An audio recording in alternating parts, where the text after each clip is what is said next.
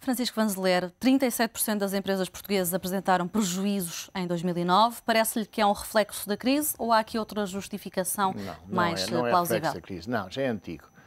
Eu lembro-me que há muitos anos, ainda era a doutora Manuela Ferreira Leite, Ministra das Finanças, esse assunto foi estudado, porque se suspeita, e quase certeza, que muitas dessas empresas existem exatamente para não pagar, para os próprios donos não pagar impostos. Portanto, despejam as despesas todas para lá e aquilo acaba por ficar em zero ou com prejuízo. Ou seja, há aqui uma forma de tirar vantagem destes supostos prejuízos. E toda a gente sabe.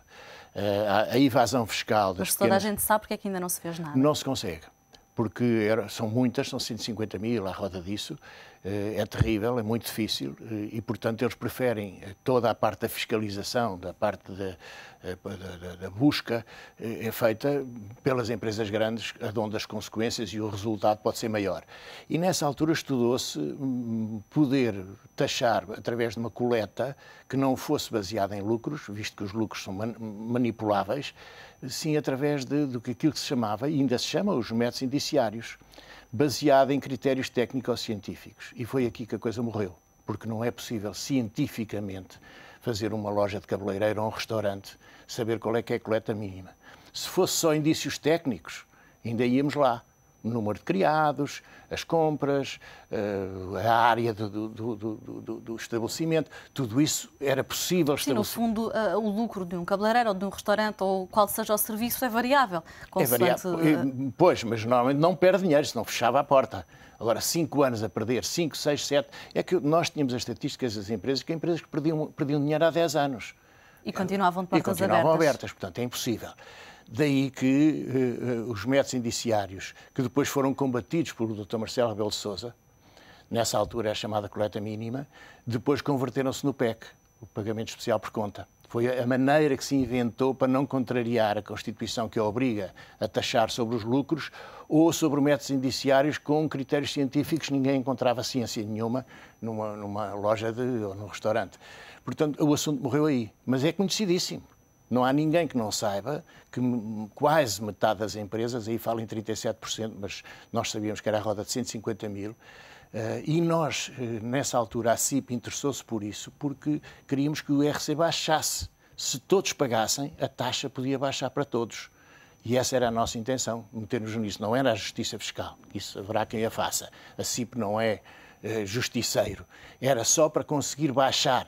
E a nossa proposta para baixar o IRC era que todos pagassem. E por isso apresentámos uma solução. Que é que normalmente a tendência é quanto maior é a taxa, maior é a evasão. Exatamente. Portanto, nós queríamos que a taxa baixasse se todos pagassem. E apresentámos essa solução de ir através dos métodos indiciários, que depois não foi possível, ainda no tempo da doutora Manuela Ferreira Leite. Portanto, o assunto é antigo e não percebo porque é que não se regressa a essa questão dos métodos indiciários, que é antigo. Também já houve métodos indiciários antes desta Constituição, havia métodos indiciários já. Portanto, poderia voltar-se. Manuel Pinheiro, numa altura em que o equilíbrio das contas públicas está tão dependente não só da redução da despesa, como também da receita, sendo que aqui há uma penalização óbvia para a receita, por exemplo, estes prejuízos anunciados, o valor ultrapassa 12 mil milhões de euros, sendo que são dedutíveis depois nos lucros. Até que ponto é que estamos aqui a pôr em causa também o equilíbrio do déficit através desta evasão fiscal? Provavelmente pouco. Eu confesso, acha que não é significativo? Eu sou um inimigo declarado quer do PEC, quer dos métodos indiciários.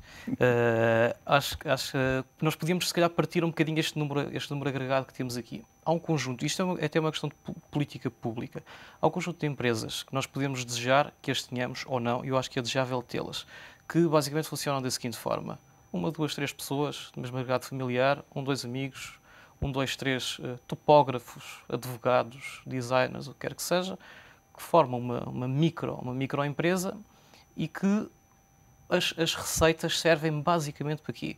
Para pagar os salários destas pessoas. O objetivo ali não é crescer, ter grandes marcas, expandir-se. No fundo, serve em termos económicos para manter todas estas pessoas empregadas, a ter alguma função económica, porque alguém lhes compra os serviços, e a gerarem o seu emprego. Mas esse modelo são quase 40% das empresas em Portugal, poderão ser? A generalidade destas empresas não vai ter lucros. Ou vai ter lucros muito marginais, ou até no final do ano terá pequenos prejuízos. Se falarmos, por exemplo, em pequenas mercearias, coisas do género em que o proprietário ou a família proprietária pode tirar no final do mês líquidos para cada um 1.000, 1.200, 1.300 euros por pessoa, não é? Quando estamos a falar de lhes pôr um pagamento especial por conta em cima, aquilo que no fundo lhes estamos a fazer é tirar-lhes um salário. Em termos práticos, para essas microempresas, é isso que nós estamos a fazer. Por exemplo, segundo estes dados da Administração Fiscal, é uma tendência recorrente nos mesmos setores. Comércio, que poderá justificar o que estava a dizer, e depois imobiliário, indústria transformadora, hotelaria, não são assim. É a restauração. Quando começamos a subir na escala, já não estamos a falar destas micro, quando estamos a falar de mais de 500.000 euros, etc., de faturação, já não são estas questões.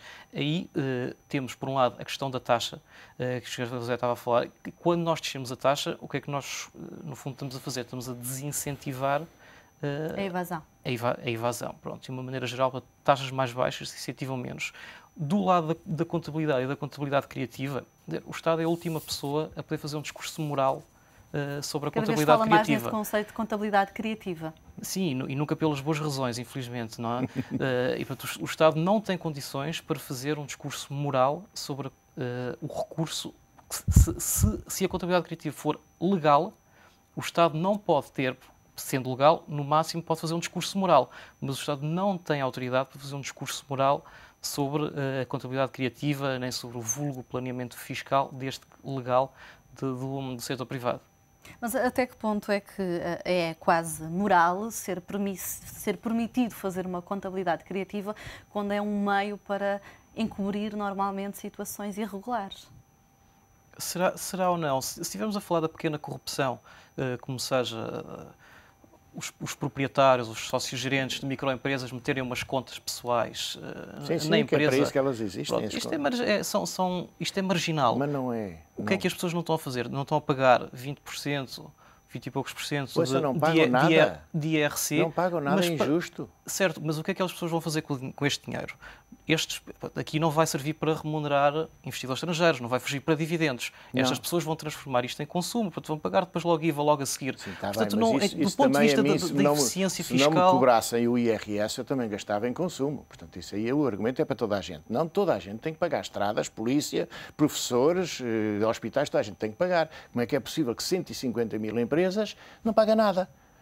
Não colaboram para as estradas, para as escolas, para os professores, para os bombeiros, para tudo isso. Portanto, a questão é uma questão moral. Acha que esta tendência de serem pequenos negócios, como dizia o Manuel Pinheiro, não se pode englobar a 150.000 empresas?